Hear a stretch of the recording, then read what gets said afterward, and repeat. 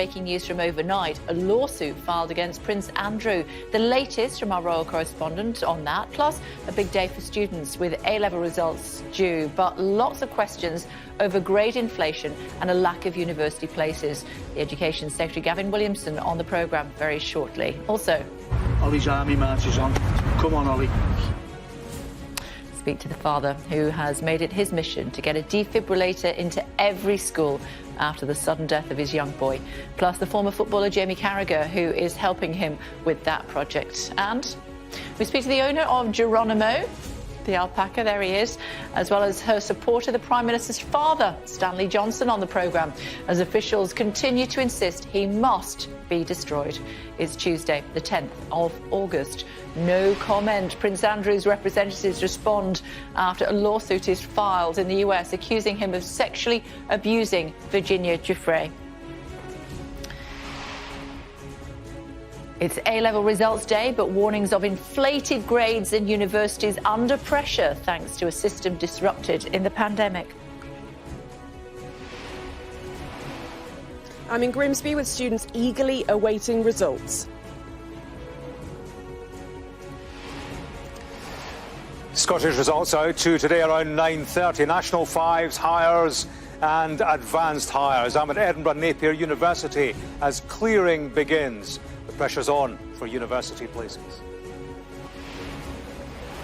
I'm in Greece, where the Prime Minister has called fires here on the island of Evia something that darkens the hearts of us all. He has also apologised for any failings in the government response. Good morning. Here in the UK and Ireland, things a little bit quieter on the weather front. Fewer showers than recent days, a little bit more in the way of sunshine, and feeling a touch warmer too with lighter winds. I'll bring you all the details through the morning. Hunger strike day 4. We're here with the Gurkhas striking at the heart of government over their poor pensions. We need equal right. We need equal right. Immediately need to address. If you don't want to address, maybe tomorrow, maybe day after tomorrow, we're going to die.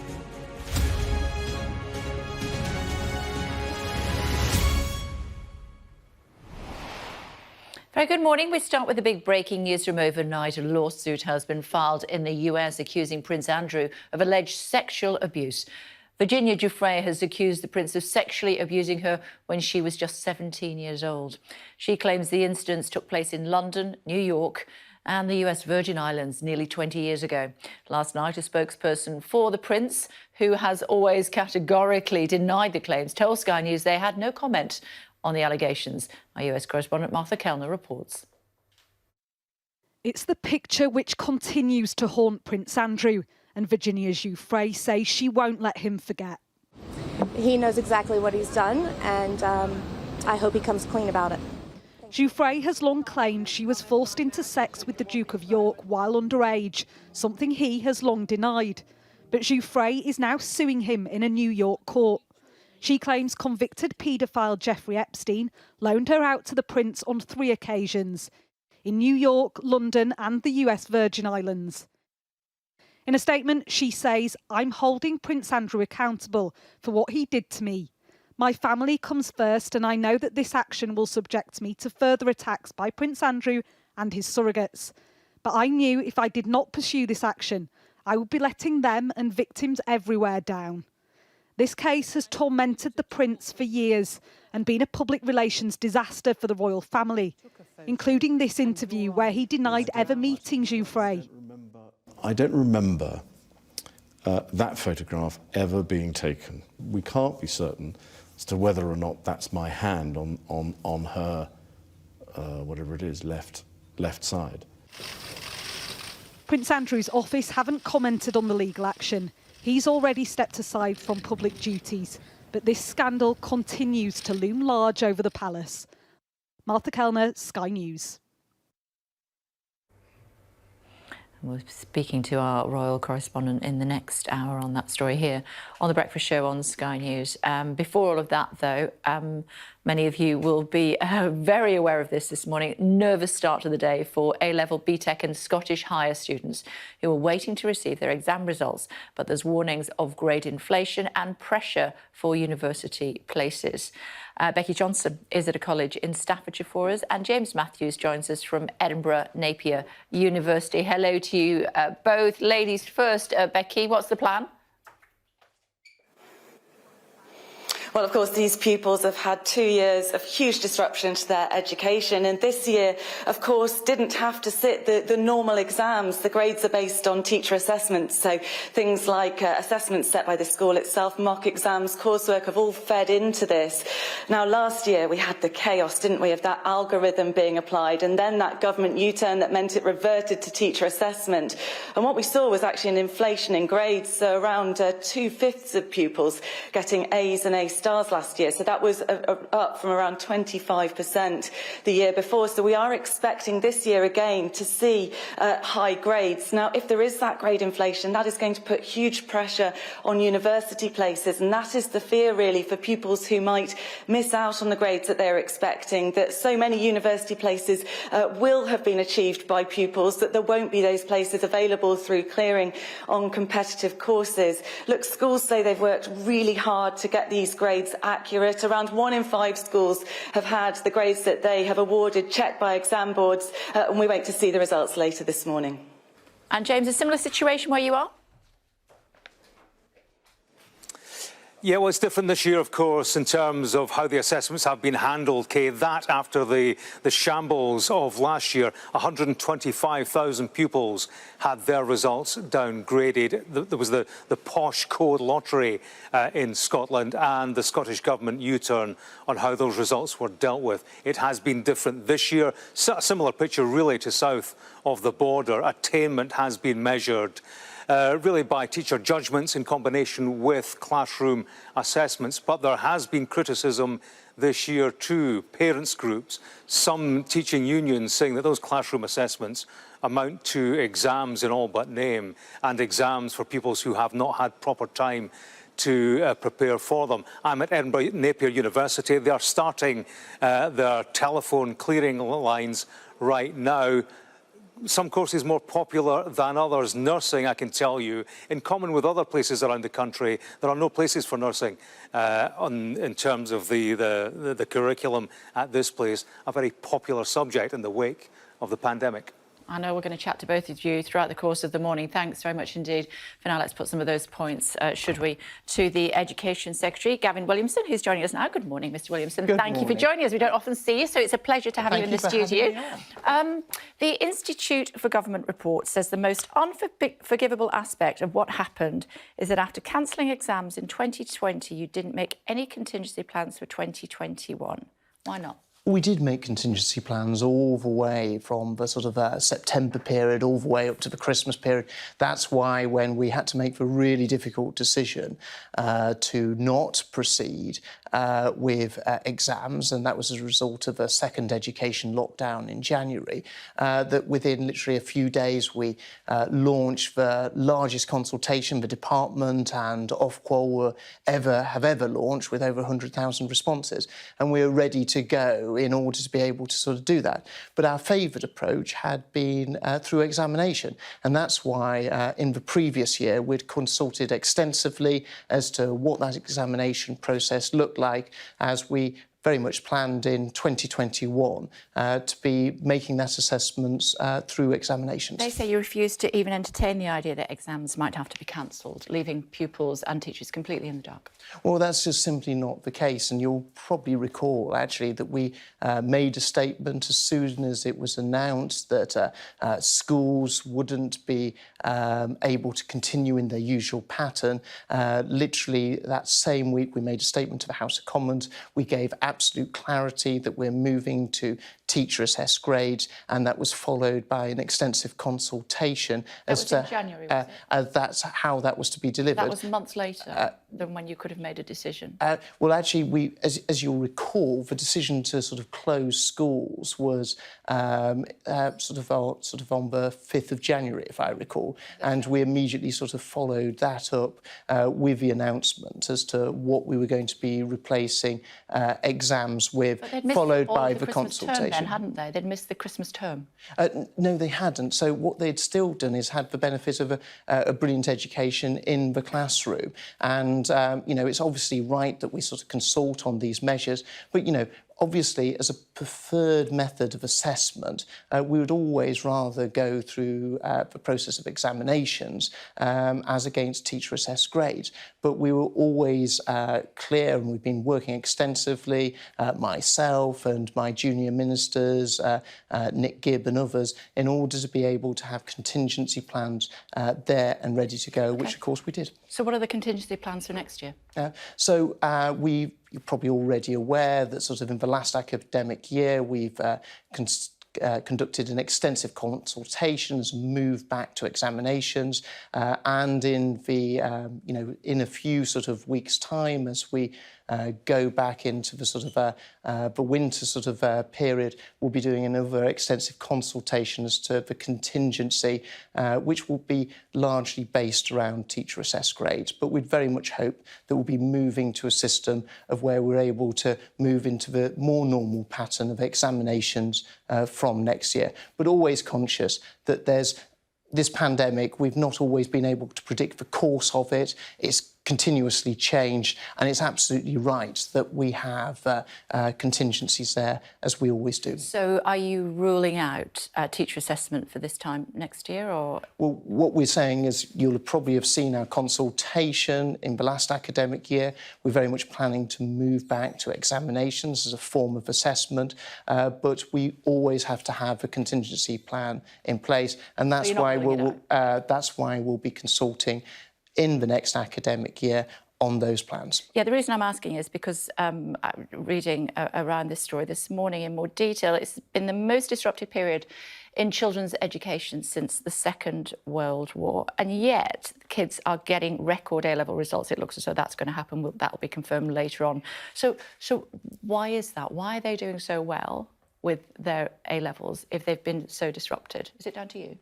Well, I think we should start off by congratulating all children right across the country for the amazing work they've done. I think they've worked tirelessly throughout not just the last 2 years, but this is a culmination of 13 years in education. I think we should be incredibly proud of their achievements, incredibly proud of the grades that they achieve. And, you know, so many children, hundreds of thousands of children, at 8:30 this morning will be opening up to see what results that they get and recognising that this is the route to the next stage of their lives, whether that's off to university, whether that's into an apprenticeship, the world of work, or other forms of higher technical qualifications. It is about success, and we should be celebrating that success of children. How do employers choose who the best candidate is if, you know, half of the kids have got A's and A stars? Well, children have got a broad range of grades all the way through, and, you know, it wouldn't be right to sort of preempt that data that sort of comes out before children have had the opportunity to see what grades they have themselves. OK, well, let's say... But what we have I have allowed you to speak quite a lot.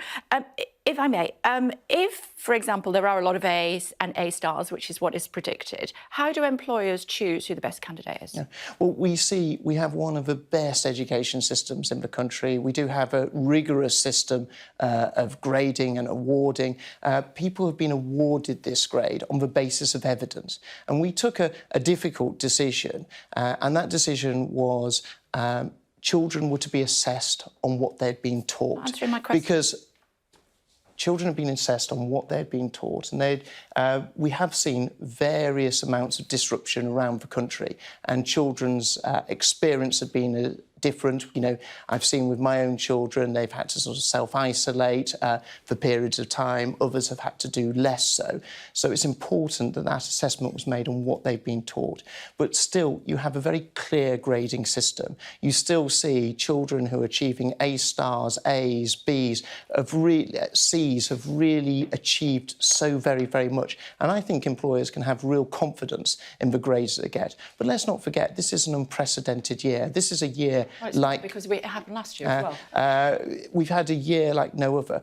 But actually... No, we haven't, because we had it last year as well. But actually, if you see the sort of the children that, worked through the system last year, they had the very final part of their education disrupted, where children that are coming through to receive their grades this year, they saw disruption at the end of year 12, then they saw more and further disruption as part of their year 13. You failed to prepare. You've prepared because you wouldn't accept that potentially this had to happen. We had one of the largest rollouts in terms of technology anywhere in Europe, with distribution of 1.3 million laptops. We had contingency plans there and ready to go in terms of different forms of assessment and I'm glad awarding. you mentioned the laptops. Do you think it's appropriate that kids are still learning online if they're going to university and yet still paying £9,000 a year?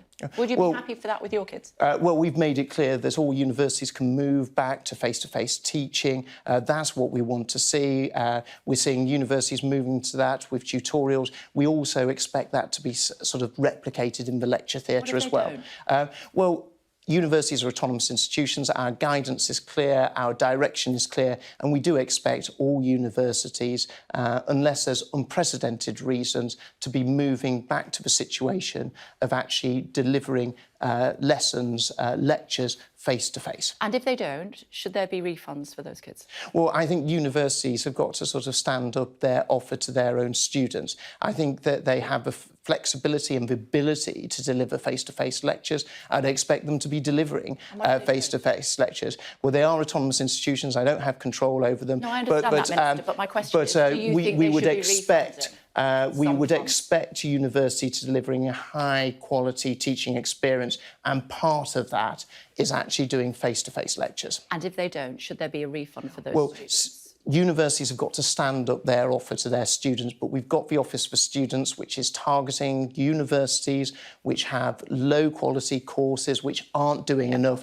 and we'll give the OFS all the power, all the backing, in order to pursue those universities that aren't delivering enough for students that are paying their fees. And, of course, the government are underpinning. I'm asking your opinion, Minister. What do you think? Well, I think if universities are not delivering what students expect, then actually they shouldn't be charging the full fees of what they're done. Thank you for the clarification on that. What about incentives? I believe that Exeter University is preparing to pay some medicine holders £10,000 to defer to next year because they've got too many students. Is that a good idea? Well, Kay, that's a really interesting point that you raise. And actually, every year, as you're well aware, universities have policies of deferrals with students. So this isn't something that's new or unusual. So we expect to see that within the university system, where universities want to manage their places and manage their student inflow. But as part of that, we've been working with universities to make changes. We've increased the number of medical student places. Just a few years ago, that stood at 6,000. This year, it's going to stand just below 8,500, because we want to maximise the number of youngsters who are going into the sort of system, learning medicine, and then hopefully going into our NHS. I want to ask you about something, if I may, which is your previous brief. And you will have seen, and this is a subject that has really distressed a lot of my viewers, and I'm sure that you are as well. 3 Gurkha gentlemen are starving themselves, they say, to death in Whitehall over their pension parity with British soldiers. They want to meet the Prime Minister. They say they're willing to die if he won't meet them. We can't let them die, can we? Of course we can't, and we've always got to do absolutely everything we can do for our veterans and those who've served. And I remember in my time and the great privilege of working with the Gurkha regiments and seeing the amazing work they do. I have no doubt the government has already made considerable changes to pensions and Gurkha pensions, £20 a month, which was an important change and a significant change. And I know that the government always keeps these matters under review on a regular basis. If you were the Defence Secretary, would you meet them if it meant that if you didn't, they would die? Well, no one wants to, so at every stage, Ben, the whole team at the MOD, everyone in government is there to support our veterans. That's why we have the Armed Forces Covenant. They're in a tent in the rain in Whitehall. They just want to be heard. They want the Defence Secretary to talk to them. If you were Defence Secretary, would you go and talk to them? Well, as Defence Secretary, you're regularly speaking to veterans all the time, and I'm sure Ben will also be speaking to lots of veterans all the time, because that's what Defence Secretaries do. I'm asking you the question. Would you go and talk to them if it meant that it would save their lives? Well, of course, we do everything in order to save people's lives. No one would go further than anyone, such as the Defence Secretary, in order to be able to preserve lives and also to preserve and support veterans. As a former veteran himself, I know that Ben puts an enormous value on this. We put an enormous value in terms of Gurkha Regiment. That's why it's been, expanded and grown in recent years, because we recognise their sort of unfailing loyalty, their unfailing commitment. That's why we made changes to the pension regime in the past, and that's why all these matters are always kept under review. These are pensioners on the pavement not eating in Whitehall. Literally, it's outside the door. You say that, if it were you, and given Ben's a former veteran, then the Defence Secretary, that he will talk to them. Let's hope that he does before it's too late. Thank you for joining us on the programme. Appreciate it. Aisha Zahid is at the protest in Whitehall for us now. Hello to you, Aisha. How are they doing? Well, they're on day 4 of their hunger strike. They're set up just behind me. And just to put it into context, the entrance to Downing Street is just there opposite the road. And they really want government action to be taken. One of the veterans named Dan Gurung told us that at the hands of the British government, Gurkhas have faced 206 years of historical injustices.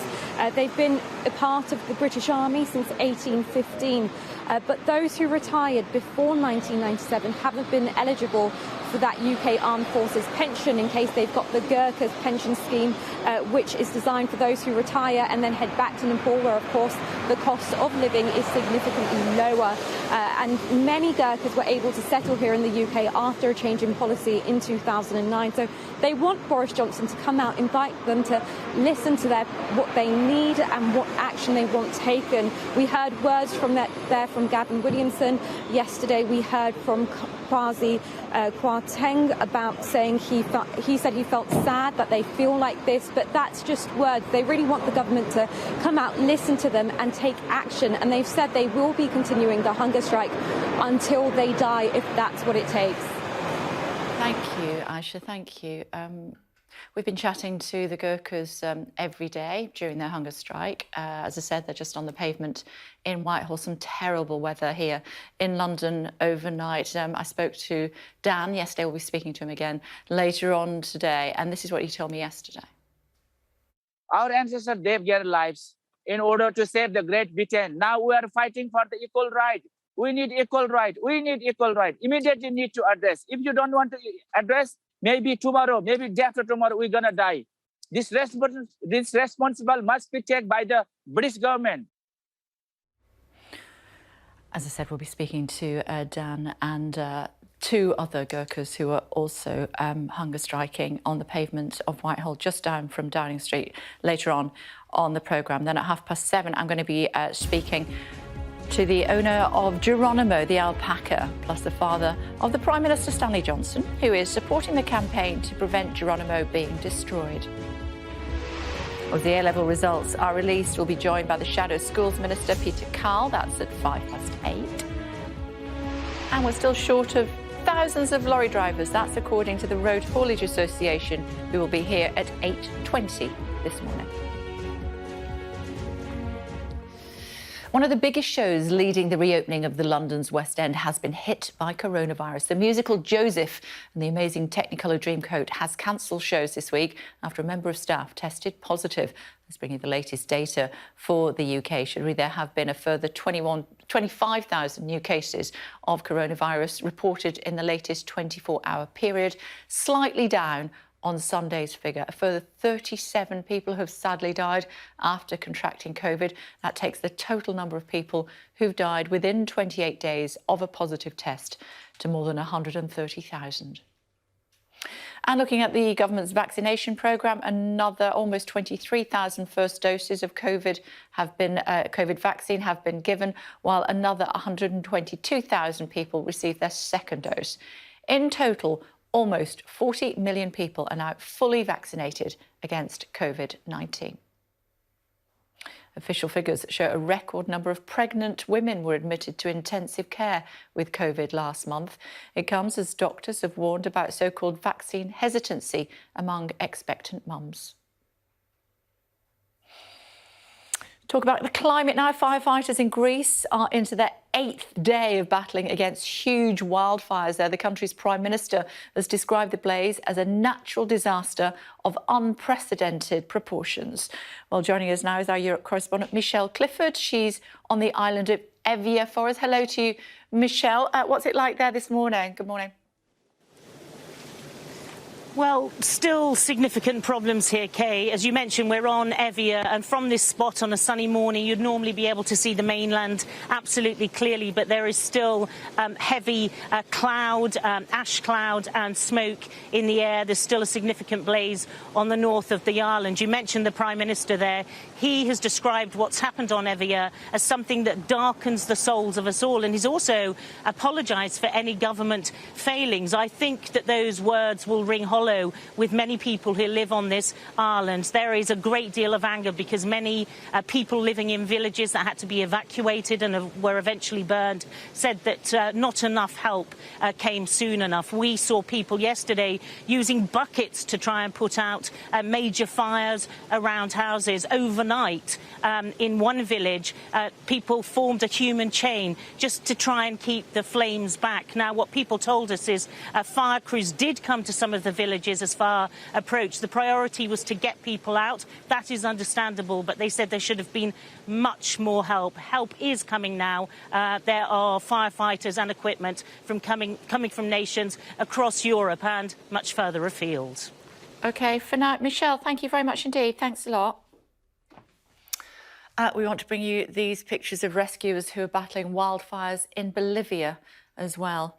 As they tackle the blaze, firefighters discovered this armadillo look. Suffering from the effects of smoke and heat, thousands of hectares of land in the Santa Cruz area are at risk of being destroyed. The area is renowned for being home to a range of wildfires.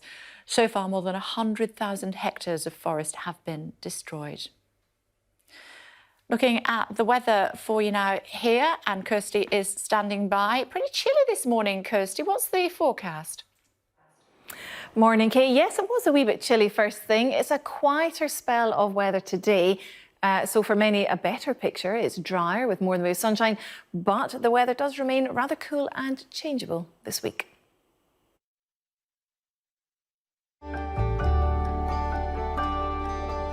Look forward to brighter skies. The weather, sponsored by Qatar Airways. Good morning. For many of us, today is a quieter day. We'll see more in the way of sunshine and fewer showers. Not completely dry, though. There will be some showers developing through the day, especially across eastern parts of the UK. Eastern Scotland could see some heavy and thundery downpours, but for most, the showers will be lighter than recent days. A bit more in the way of sunshine, lighter winds as well. So feeling warmer, 23 or 24 Celsius, the top temperature. Through the evening, any showers tend to fade away. They do linger for a time across northeast Scotland, and then a largely dry night for much of Britain. But cloudier skies moving in across Northern Ireland and the Republic. Rain coming in from the west, and that rain will push eastwards on Wednesday. The weather, sponsored by Qatar Airways. And the last few days have seen heavy rain across the country, but it seems nothing will stop some people from eating out. Well-known Italian restaurant Eusebius in Glasgow posted this picture on social media yesterday. Shows one man at a table during a typical Scottish light rain shower. The restaurant tweeted, "The gent seated ordered a plate of spaghetti vongole, a moretti and dessert. Only in Glasgow." They've even got the sandbags up, as you can see. Still to come, Geronimo, the alpaca. Here he is. He still faces the threat of destruction. We'll speak to his owner and the father of the Prime Minister, Stanley Johnson, who's trying to save him. Stay tuned.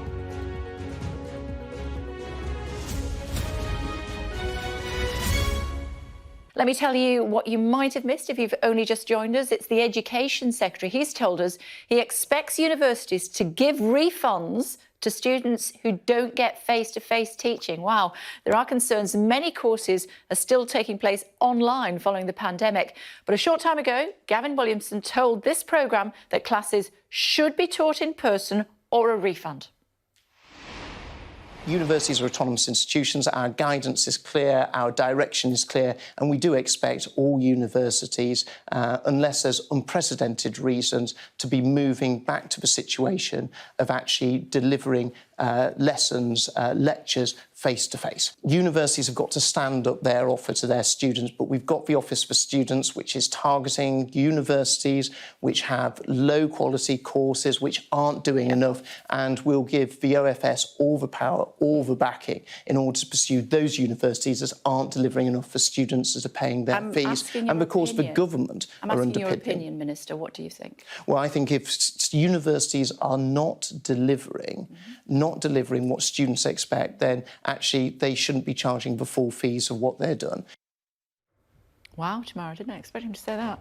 No, and there's great concern about the fact that universities, of course, moved to online teaching during the pandemic, are now not reversing that decision and going back to lectures. And the Education Secretary thinks that that makes it difficult for students to do their courses in the way they did before and, of course, to get their money's worth. Now, Gavin Williamson does not run universities, they run themselves, but the government set up a new regulator to give value for money to students. This was in the wake of Labour saying that they might abolish tuition fees altogether, a lot of focus on whether students were getting very much for their £9,000 a year. And now he's saying he wants that office to have the powers to pursue those universities and potentially cut money from those courses which are not giving the students what he describes as the full experience. Of course, another big issue for universities today is what we expect to be record A-level results and how on earth they choose between students who are expected to get high numbers of A's and A-star grades. Yeah, and what did he think? What did he have to say about that?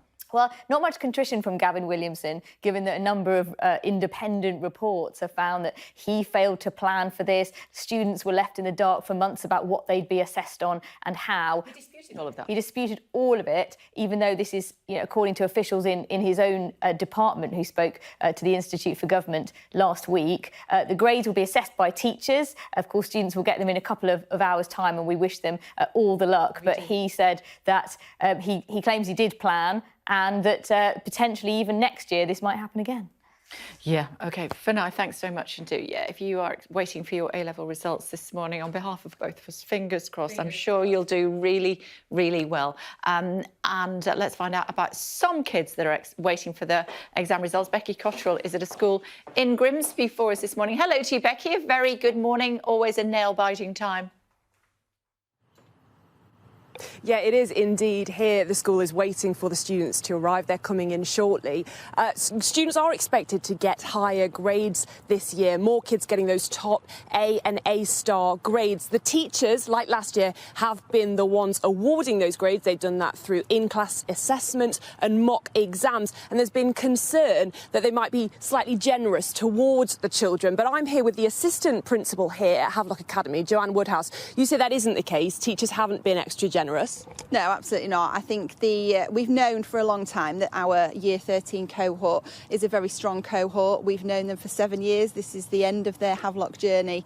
And we've known throughout this period that this has always been a strong cohort. So we were expecting a good set of results. And you've said you've been extra rigorous with that process of Absolutely, absolutely. It's really important to us that the grades that the students receive today are justified for them, and the process has been incredibly robust. Thank you, yes. And the big concern, actually, is that there will be a race for places in that clearing process. So students are being encouraged to not delay when it comes to accepting their places for university. OK, Becky, thanks very much indeed. We'll chat to you throughout the course of the show. Thank you.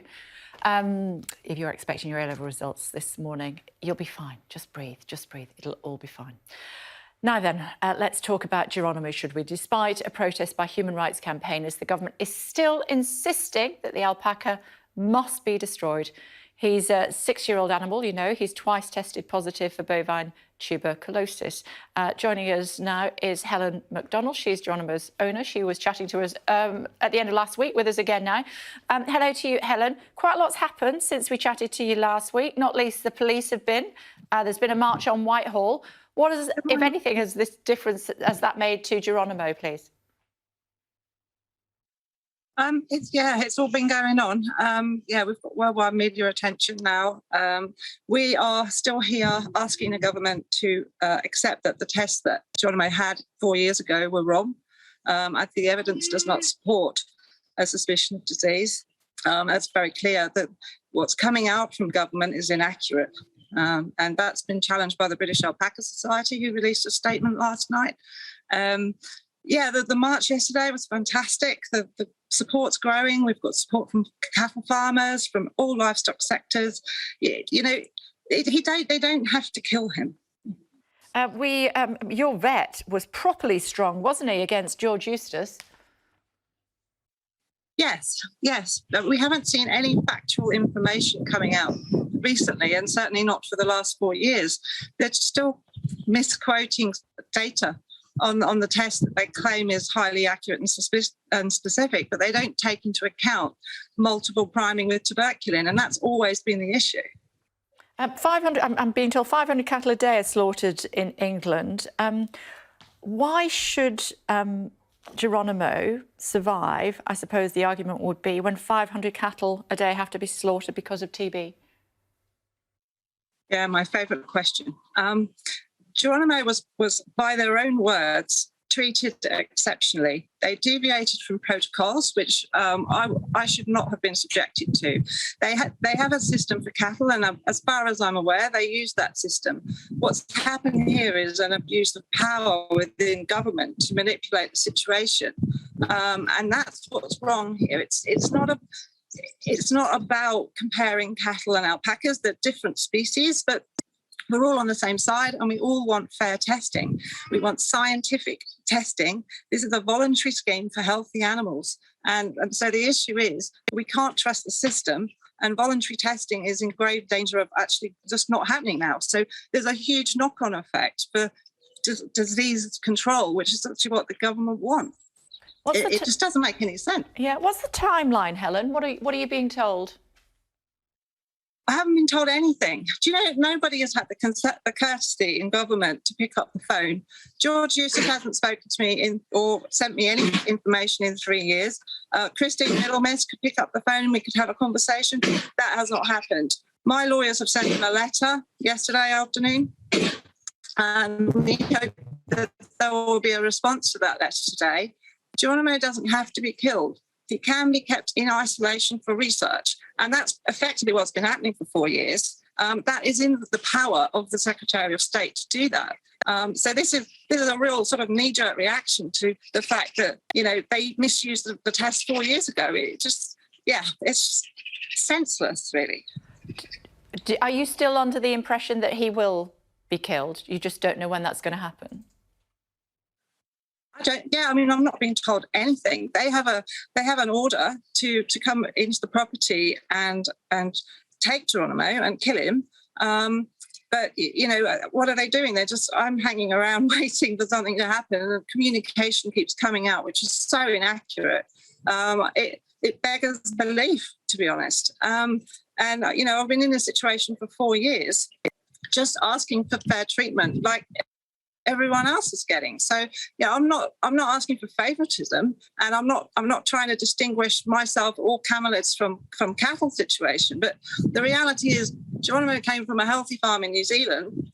They've misused a test to make a suspicion of disease, and me and Geronimo are both victims of government incompetence. So Helen, just to be clear, you're waiting. You don't know when they might come. Could be in the middle of the night. Could be whenever. And you're just waiting for somebody to come with a big gun to shoot him? Yeah, basically. I mean, the police did say on Friday it wouldn't be in the middle of the night, but, they could come at any time. And so we have our alpaca angels here supporting us and protecting us. We're trying to get sleep. It's a very distressing situation. And it's, as I said, George Eustace really needs to come and justify to me why he's made this decision without any evidence, and how we can all move forward together in a positive way. We're very happy to sit down and discuss how we can learn from Geronimo's case for the benefit of everyone else in the society, and livestock and cattle farmers as well. So, this issue is not going to go away if they shoot him. It's going to make it worse. OK. Well, I'm sure you'll want to stay with us, Helen, and listen to our next guest, because Stanley Johnson, who is a former Conservative MEP and supporter of Geronimo, also, I should perhaps mention as an aside, the Prime Minister's father. Hello to you, Stanley Johnson. Always great to see you. Why are you backing Geronimo? Well, I'm backing Geronimo in the sense that I think he deserves another test. It's as simple as that. I spoke to Helen over at the weekend. She explained the situation to me. Don't think I in any way underestimate the importance of this issue, the importance of bovine tuberculosis. I come from a farming background myself. I know the hardship and the anguish which farmers experience when they are forced to have their cattle put down. There's absolutely no clear about that. But what I'm saying here is that given that animal has been alive and apparently thriving for the last 4 years, given the doubt that there was as to whether or not this was a false positive or a false or real positive, surely it makes sense to invoke another test procedure. And I think that Helen explained to me when I spoke to her last Saturday that yes, there is another test which could be done.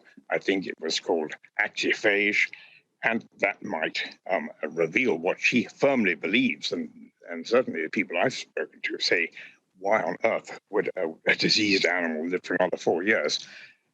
Have that test, see what the result is. It seems to me not unreasonable, in fact, totally reasonable to say, look, in this case, let's not some legal procedure which says because an animal was suspected of having a disease 4 years ago, even though there's no evidence that still has the disease, that animal has to be killed. That's all I'm saying. And I'm certainly not taking an anti-farming point. They have a huge job to do. The vets, what a pity it is, you might say, that we don't actually inoculate our cattle. As I understand it, it's something to do with our ability to trade with America. We don't want to have cattle or meat which has come from inoculated cows. We might say, well, why do we have GM from America? Well, we don't. Now, this is the issue. It's a good issue. And without becoming over-emotional, I just think that it is worth taking a pause and saying, if there is another test available, let's do it. You did say, I think I read an article that you wrote saying, tear up that threatening letter, Minister. You're not very impressed with the way George Eustace is dealing with things just at the moment, are you? I'm going back 4 years, I think. I'm going back some time, and I was told by Helen, and she gave me the text of the letter. Didn't give me the text word for the word of the letter, but gave me the gist of the letter, which really said, look, if you do proceed and have another test, you may be breaking law. And if that is the case, you are liable to prosecution and possibly going to jail. That just seems to me to be a tough language. Now, let's be clear. The minister has a huge number of things to do. The ministers who work with him, like Richard Benyon, who's a friend of mine, has a huge number of things to do and is working hard and harder, to make sure that the safety of the cattle and the cattle industry in this country is assured. But on this particular case, I think it is worth saying, look, have another look, take it as far as we can go, and let's see what the result is. With that in mind, have you spoken to your son about it? No, I haven't. I mean, I don't know whether my son reads the Sun. I wrote this in my capacity as the wildlife reporter for the Sun, a job I'm very happy to have. It's the most wonderful thing to do. I don't know that he reads the Sun. I don't know that he read my article. Who can say? But at least I put my view on the table, and I did so really because I was very impressed by the lady you've just heard. Now, of course, there's a little bit of emotion as far as I'm concerned as well, because when I was, I guess 18 years old, I spent 6 months traveling all through South America, from Brazil to Bolivia to Peru, and did spend time up in the Altiplano, where you saw the Altiplano, by the way, is that those stretch of plains, high-level plains between the peaks of the Andes, and you will see the vicuñas, the llamas, the alpacas. So I guess I had a kind of emotional reaction when I saw them. Just given that, a final question, Mr. Johnson, if I may, given that you are so passionate about it, I mean, do you think it might be a good idea to perhaps just lift the phone to your son? No, I don't think it's right for me as an ordinary citizen to kind of invoke some privileged access mechanism and say, in any case, that puts him in a difficult position. He's got to weigh the evidence. George Eustace has to weigh the evidence. People have to weigh the evidence, and my opinion is just one of many opinions, but I feel free to make it. Good to talk to you. Thank you very much indeed for taking the time to join us from North West London this morning. Thank you. And thank you, Helen, as well. Talking about Geronimo the alpaca, what is going to happen next? Keeping across that story for you. Also this one, across Southern California, towns and villages are waiting to see if they are next to be hit by the giant Dixie fire. Officials say it's the largest single wildfire in the state's history and now covers around 765 square miles. Our US correspondent Mark Stone is in Taylorsville, a town that lies in the predicted path of the fire.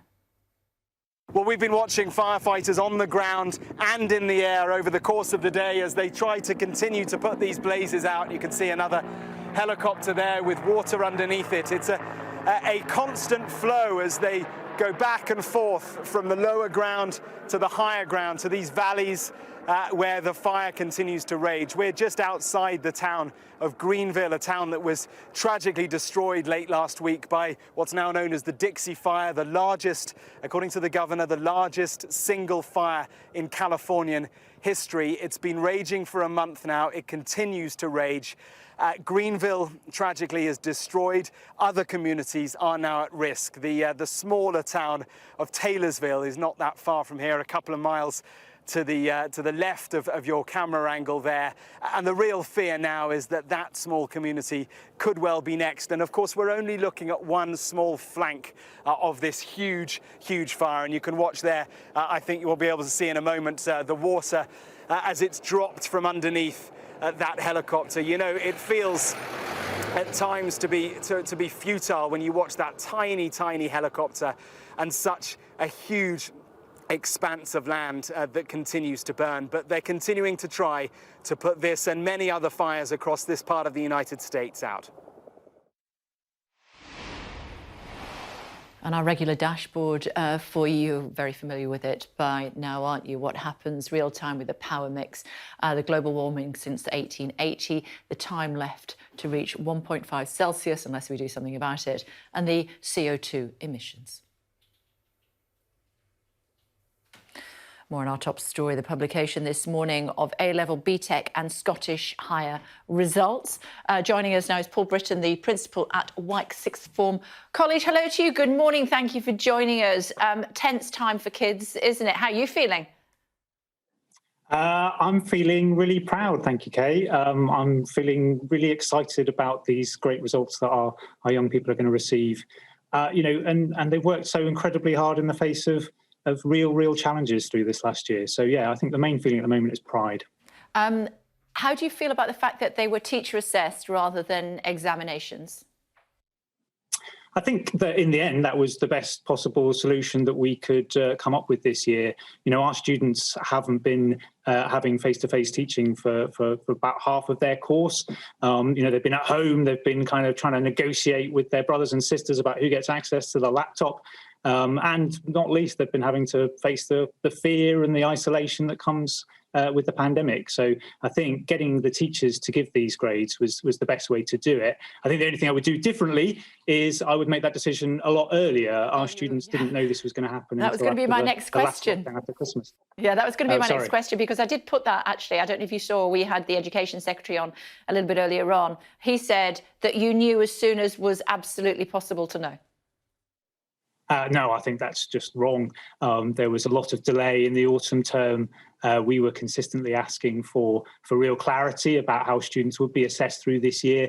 The government kept saying, oh, it's going to be exams, it's going to be exams. And then when we had the lockdown after Christmas, that was when the inevitable came and they said it was going to have to be teacher assessed. So no, the big plea I've got this morning is for our next group of students who are going into their final examination year, let's give them some certainty about how those exams are actually going to take place, and let's get that in place for the start of the year in September. I did also ask him about that. He said it did look at this stage as though it would be an examination-based system, but he couldn't guarantee it.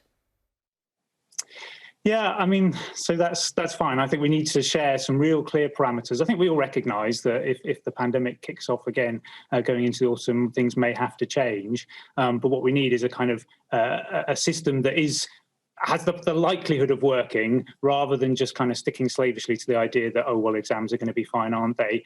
We need something that's kind of considered, discussed with the profession, and is one that we can share with the students, so they've got a real certainty, and with the caveat that, well, it might have to change if there's serious problems on a national basis. OK, good luck later on, Mr. Britton. Thank you very much indeed. Thank you.